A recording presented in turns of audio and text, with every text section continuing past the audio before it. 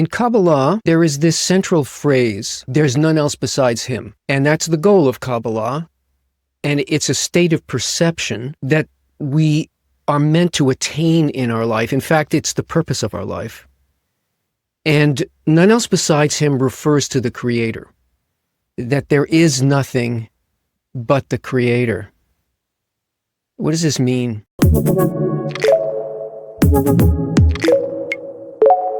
It means reaching a clear inner perception that there is no other governing force in reality, just the Creator, which is the force of giving.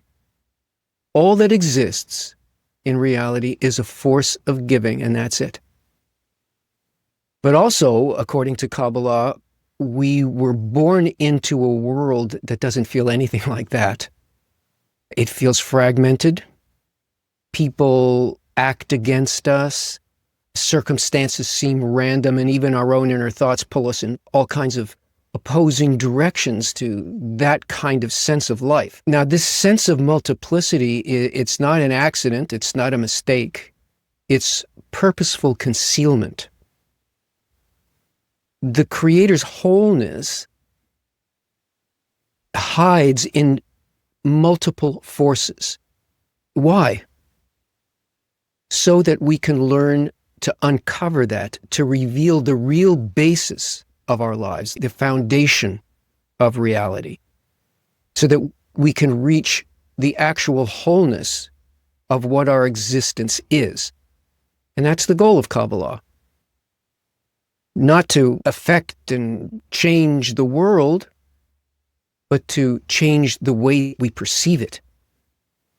And as we progress as students, we begin to see that all of these disturbances that we experience are really meant to guide us. And we begin to feel more and more this wholeness. The mechanism of concealment is simple. The more we use our self-interest to perceive the world, the more separation we feel.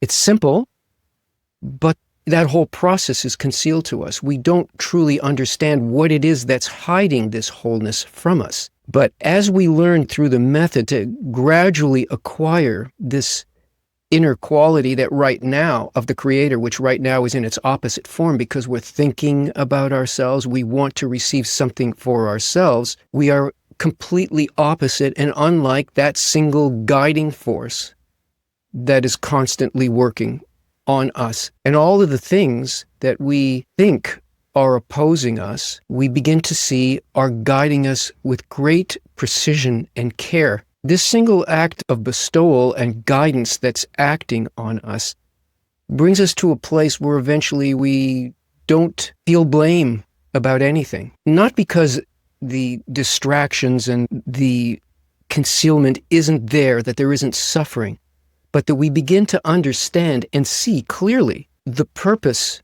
and where it's coming from. We see that everything that had appeared to separate us and stop us was really there in the end to bring us completely to the goal. There is none else besides him.